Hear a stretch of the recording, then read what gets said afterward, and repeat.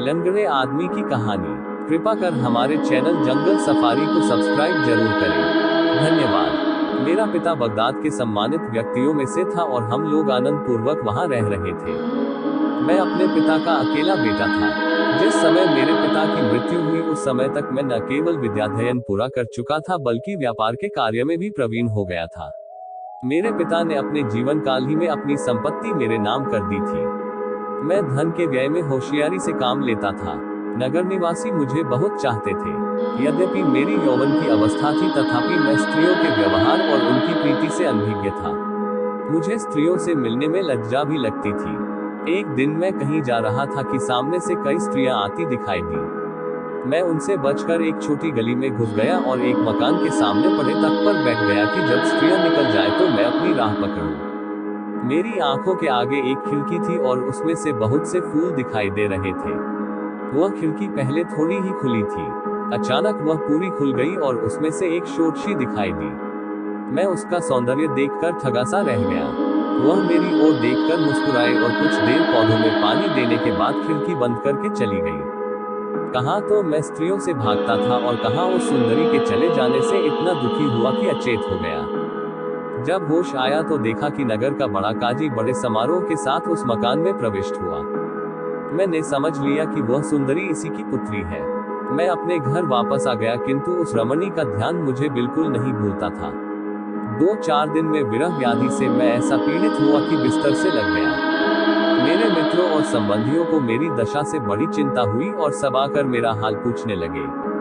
मैंने लज्जावश उन्हें कुछ न बताया। इस पर वे हकीम को ले आए किंतु उस हकीम तथा अन्य हकीमों की दवाओं से मुझे कोई लाभ न हुआ। मेरी दशा क्षय के रोगी की भांति निरंतर बिगड़ती गई। एक दिन एक बुढ़िया मुझे देखने को आई। ये वृद्धा मेरे कुछ संबंधियों की परिचिता थी। उसने बड़े ध्यानपूर्वक मेरा सिर से पांव तक निरीक्षण किया किंतु किसी रोग के लक्षण मुझ में नहीं पाए। वह कुछ सोचती रही, फिर उसने अन्य लोगों को वहां से हटा दिया और कहा कि मैं एकांत में इसको देखकर बताऊंगी कि क्या रोग है। जब सब लोग चले गए तो बुढ़िया ने धीमे स्वर में मुझसे कहा, देखो तुम्हारे रोग को मैं भली भांति पहचान गई हूँ। तुम्हें किसी प्रकार का कोई शारीरिक रोग नहीं है। तुम किसी सुंदरी पर मोहित हो और लज्जावश किसी से अपना भेद नहीं कहते। इसी से तुम्हारी ऐसी दशा हुई है। अगर तुम मुझसे सारी बात साफ साफ बताओ और अपनी प्रेयसी का पता ठिकाना बताओ तो मैं तुम्हारी सहायता करूंगी। मैं केवल एक ठंडी सांस भर कर रह गया क्योंकि संकोच ने मेरी जबान बंद कर रखी थी। लेकिन बुढ़िया मेरे पीछे पड़ गई कि ऐसी हालत में लज्जा ठीक नहीं है और अपने हितचिंतकों की सहायता लेनी ही चाहिए। बुढ़िया के इतना कहने सुनने से मेरी झिझक भी खुल गई और मैंने उससे अपने दिल का हाल कहकर कहा कि अगर तुम्हारी मध्यस्थता से मुझे एक बार वह देखने को भी मिल जाए और उसे मेरे प्रेम का हाल मालूम हो जाए तो मेरा जीवन सफल हो जाए।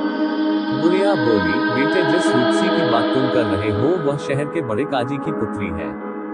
इसमें संदेह नहीं कि उस जैसी सुंदर और मनमोहिनी स्त्री सारे बगदाद में शायद ही कोई हो। किंतु वह लड़की और उसका पिता दोनों ही महागर्विले और कटुभाषी है। बड़ा काजी अपनी पुत्रियों को घर के अंदर ही बंद रखता है। उसने उन्हें आज्ञा दी है कि अगर आवश्यकतावश बाहर भी निकलो तो किसी पुरुष की ओर न देखना। जब वे बाहर जाती हैं तो उनकी आंखों पर पट्टियां बांध दी जाती हैं और दासियां उनका हाथ पकड़कर गलियों में से निकलती हैं जैसे अंधों को ले जाते हैं। ऐसा अजीब हाल है उनके पिता का। अच्छा होता यदि तुम किसी और स्त्री के प्रति आकृष्ट हुए होते। मैं ये सुनकर चुप हो रहा। मेरी निराशा देखकर बुढ़िया ने कहा, ये जो मैंने तुमसे कहा है पूर्वाग्रह भी हो सकता है। संभव है सफलता की कोई राह निकल आए। सब कुछ भगवान की इच्छा पर निर्भर है। देखो मैं जाकर अपनी सी कोशिश करती हूँ। ये कहकर बुढ़िया चली गई। 2-4 दिन बाद वह फिर आई और मुझसे कहने लगी, बेटा मैं पहले ही कहती थी कि वह स्त्री अत्यंत माननीय और गर्वीली है। मैंने उसे बहुत समझाया बुझाया किंतु इसका उस पर कुछ असर न हुआ।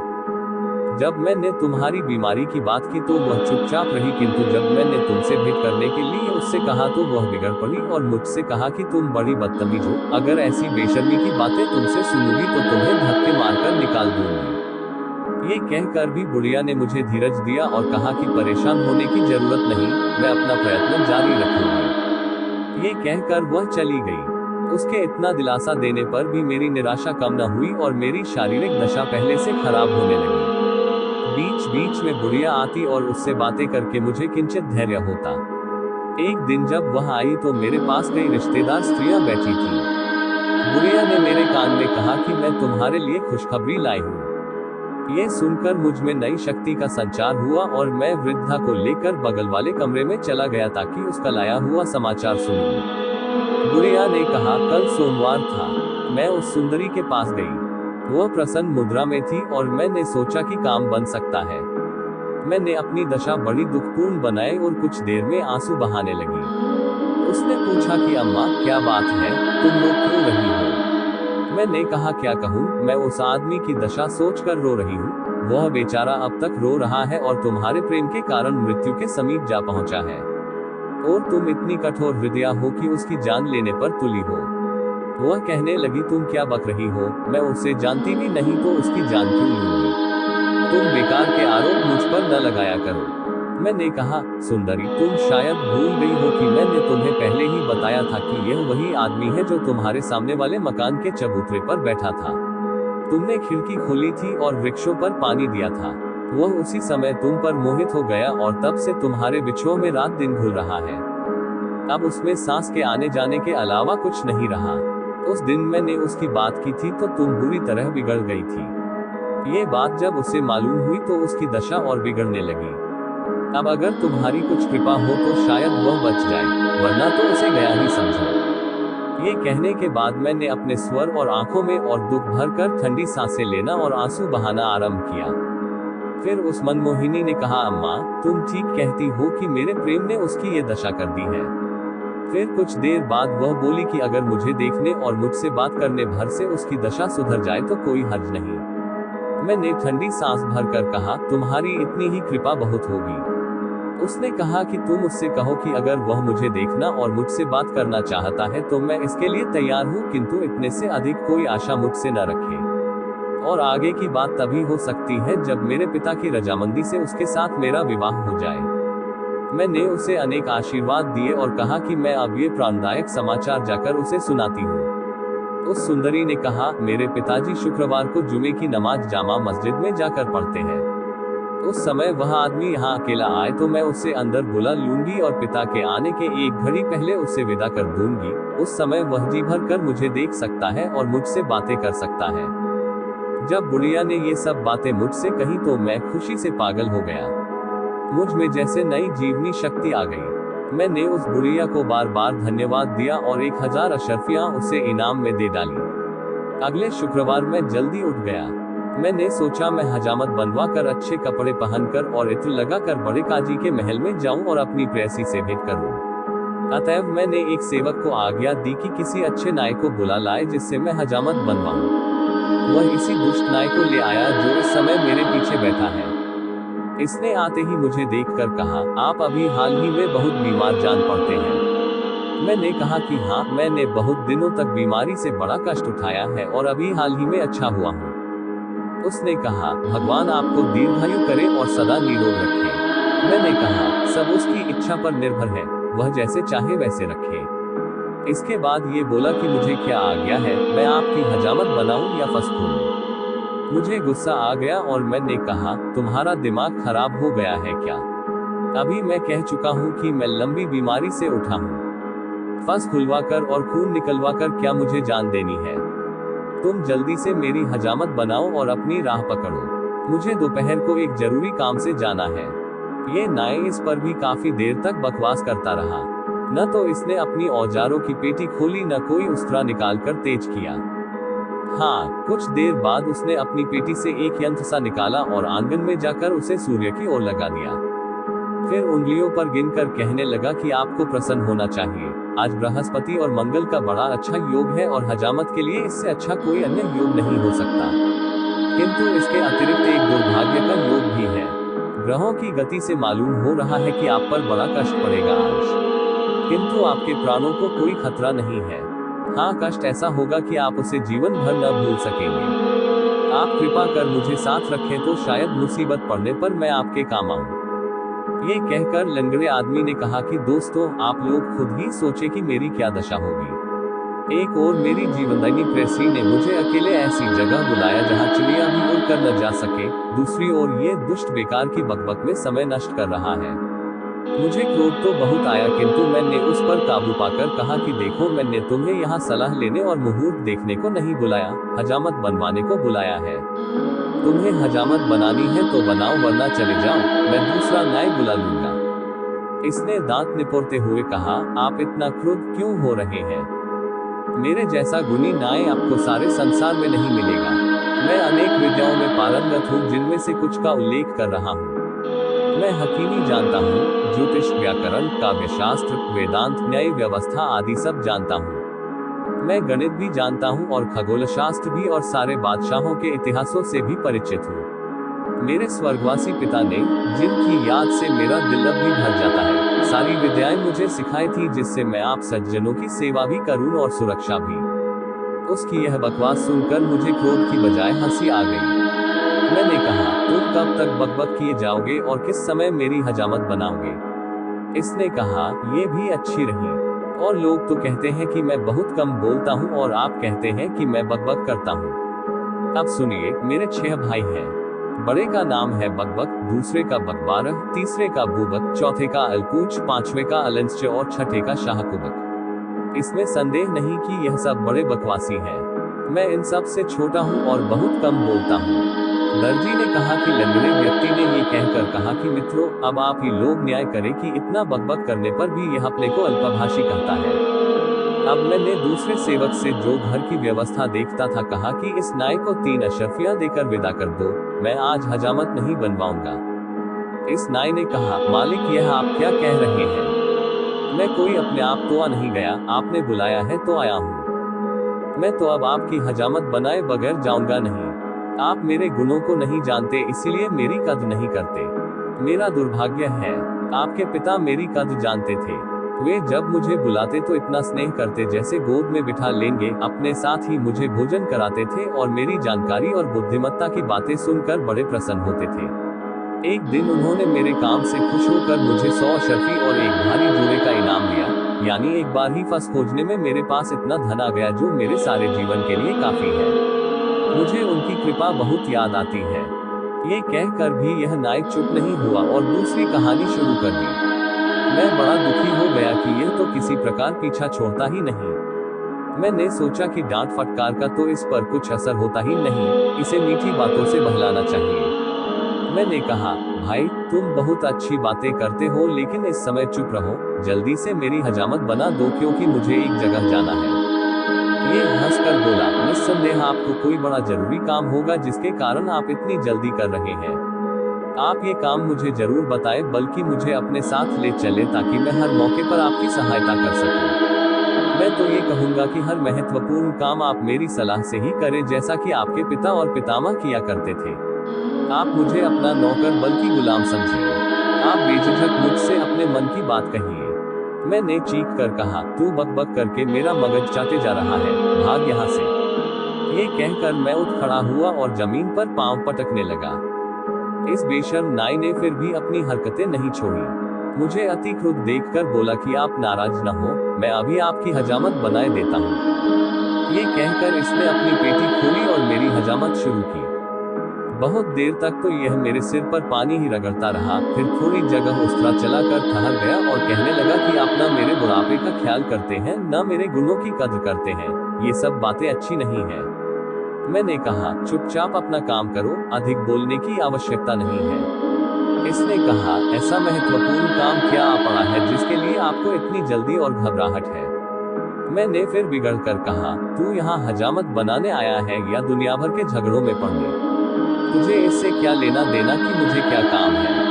इस निर्लज ने कहा, मेरे मालिक, आप चाहे जितना क्रोध करें, मैं तो यही कहूंगा कि मुझे डर है कि आप बगैर समझे बूझे जल्दी में काम करेंगे और आपकी हानि होगी।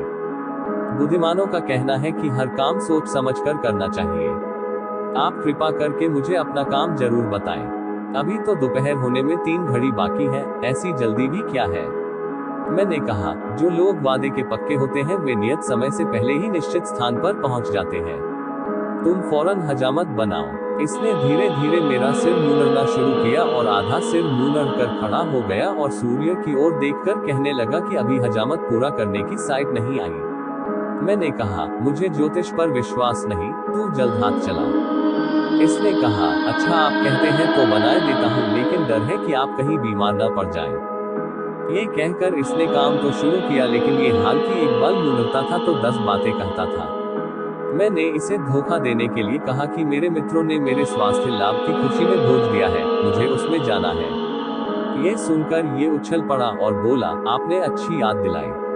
मैंने भी अपने मित्रों को भोजन पर बुलाया था, लेकिन मैं भूल गया और कुछ भी तैयारी नहीं की। मैंने कहा, भाई तुम इसकी फिक्र न करो, मैं तुम्हें अपनी रसोई से पका पकाया खाना दिलवा दूंगा। पिताजी तुम्हारी बातों से खुश होकर इनाम देते थे, मैं तुम्हें उनसे बढ़कर इनाम दूंगा, मगर इस शर्त पर कि तुम चुप रहो। इसने कहा कि भगवान आपको प्रसन्न रखे, लेकिन न जाने आपका दिया हुआ सामान काफी होगा या नहीं। मैंने कहा कि 6 भुने हुए मुर्ग हैं, तरह तरह के मांस के पकवान तथा अन्य खाद्य सामग्री है, 70-80 आदमियों के लिए काफी भोजन होगा। मैंने नौकरों से कहा कि सारा पका खाना इसका महत्व को दे दो और मदिरा की सुराहियां भी। इसने कहा कि कुछ फलों को देने की कृपा करें। मैंने कहा इसे फल भी दे दो, लेकिन इसकी दुष्टता का अंत नहीं हुआ।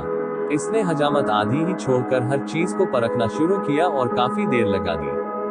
फिर मैंने डांटा तो आकर हजामत बनाने लगा, लेकिन कुछ ही देर में उस तरह को रखकर कहने लगा, आपके स्वर्गीय पिता ने मुझे कभी धनाभाव न होने दिया, लेकिन भगवान की कृपा से आप भी मेरे कद्रदान हैं और मुझे किसी चीज की कमी नहीं रहेगी। मैंने तो आपके पिता के अलावा किसी के आगे हाथ न फैलाया। मैं कोई ऐसा वैसा आदमी नहीं हूँ। देखिए, एक आदमी जो नायों का दलाल था, बड़ा अच्छा नाचता गाता था, उसे हम लोग झिंझोटी कहते थे। एक आदमी था जिसका नाम शावल था, वो गलियों में घूम घूम कर भुने चने बेचता था। एक शातिर था जो बाकला और दूसरी तरकारियां बेचने का धंधा करता था। एक आदमी था आबूक कर, वह गलियों में पानी छिड़कने का काम किया करता था। ये सब बड़े अच्छे आदमी थे और मेरी तरह कम बोलने वाले थे, जिसकी वजह से बड़े सफल रहे। और हाँ, एक कासिम भी था जो खलीफा के यहाँ प्यादागिरी करता था। अब मैं झिंझोटी भाई का एक मशहूर गीत आपको सुनाऊंगा और उसका नाच भी दिखाऊंगा। ये कहकर इसने उठकर नाचना गाना आरंभ कर दिया। मैंने इसे बहुत डांटा फटकारा, किंतु इसने पूरा गीत सुनाकर ही दम लिया। फिर कहने लगा, अब मैं अपने मित्रों को भोजन करा आऊं, फिर आकर आपकी हजामत बनाऊंगा। बल्कि आप भी ऐसा कीजिए कि अपने मित्रों की दावत छोड़िए और मेरे यहाँ चलकर मेरे मित्रों के साथ भोजन कीजिए। मुझे क्रोध तो बहुत था, किंतु मैं इस मूर्खता की बात पर हंस पड़ा और बोला कि किसी और दिन मैं तुम्हारे दिन भोजन के लिए आऊंगा। ये जिद करने लगा कि आज ही चलिए। मैंने डांट कर कहा कि आज मैं किसी प्रकार नहीं जा सकता। फिर यह कहने लगा कि मुझे ही अपने साथ ले चलिए, ये खाना मैं अपने घर ले जाकर अपने मित्रों को खिला दूं, फिर आकर आपके साथ आपके मित्रों की दावत में चलूंगा। आप क्या वहां अकेले जाते अच्छे लगेंगे। मैं अपने मन में बड़ा दुखी हुआ। मैंने दिल ही दिल में रोकर कहा कि हे भगवान, इस दुष्ट नाई से मेरा पीछा किस प्रकार छूटेगा। फिर मैंने इससे कहा, तुम तुरंत मेरी हजामत बनाकर अपने घर जाओ और अपने मित्रों को खिलाओ पिलाओ। मेरे मित्र अकेले मेरा ही इंतजार कर रहे हैं, वे किसी को मेरे साथ अतिथि नहीं बनाना चाहते।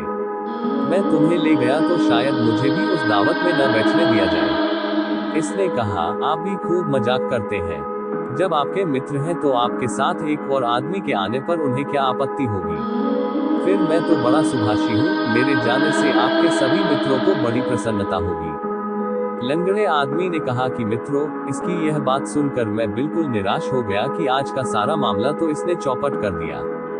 ये भी सोचा कि इसको बिगड़ने से भी कोई लाभ नहीं। मैंने इसकी बात का कुछ उत्तर न दिया। इतने में जुमे की नमाज की पहली अजान हुई।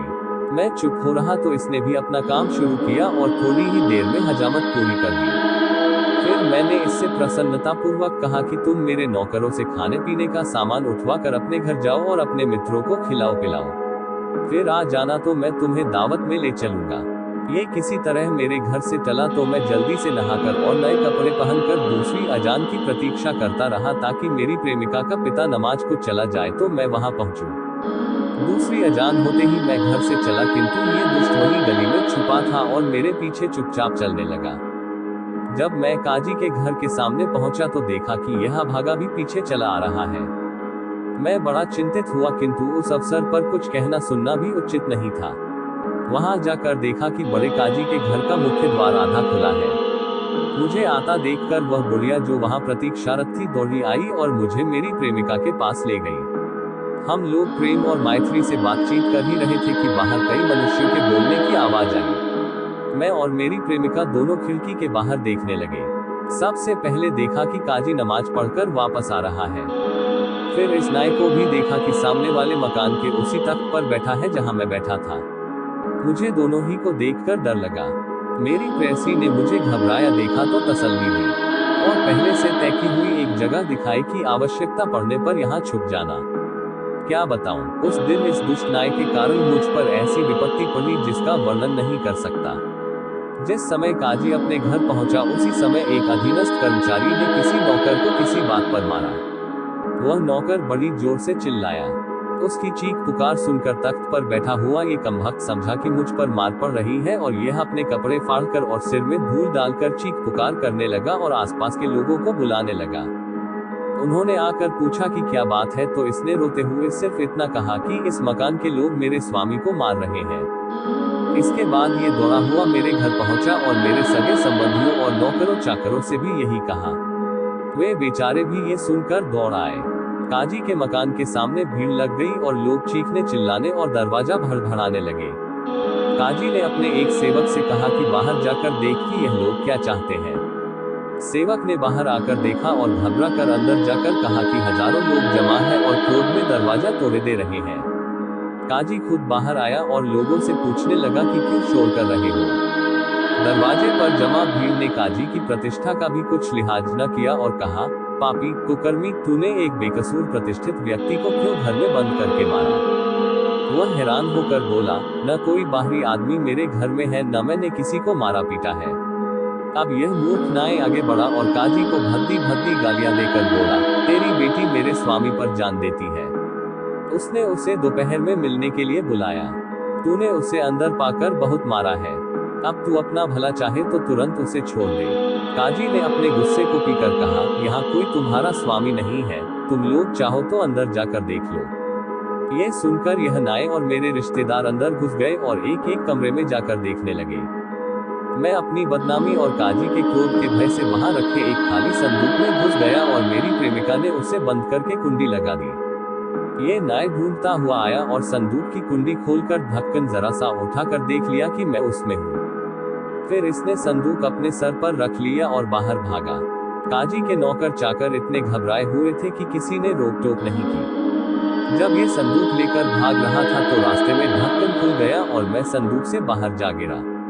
मैं मुंह छुपाकर अपने मकान की ओर भागने लगा। ये नाई और बहुत से लोग मेरे पीछे दौड़े आए थे।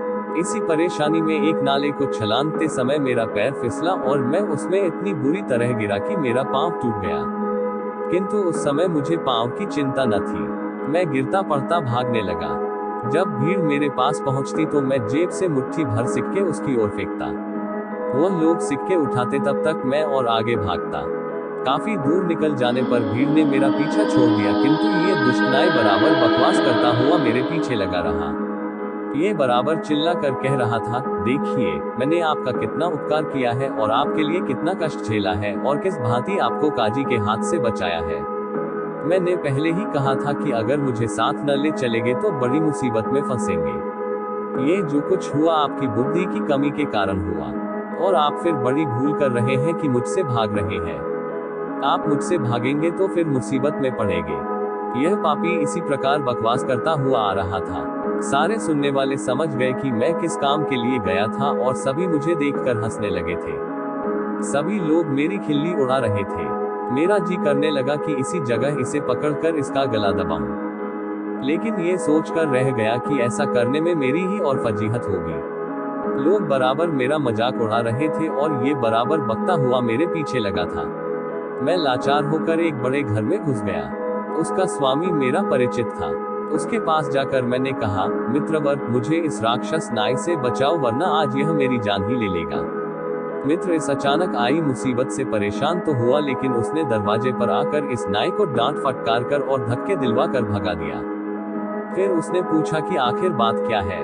मैं घबराहट, थकन और पांव की तकलीफ से अधिक बात करने के योग्य नहीं था। मैंने उससे कहा कि मुझे तनिक सावधान हो लेने दो, फिर मैं तुम्हें सारी बातें बताऊंगा। कुछ देर बाद मैंने उसे सारा किस्सा, विशेषतः उस दिन की सारी घटनाएं ब्यौरेवार बताई। वह हंसने लगा और बोला, अब तो वह दुष्ट भाग गया है, अब तुम प्रसन्नतापूर्वक अपने घर जाओ। मैंने उससे कहा, भाई, मुझ पर कृपा करो और अपने घर से न भगाओ।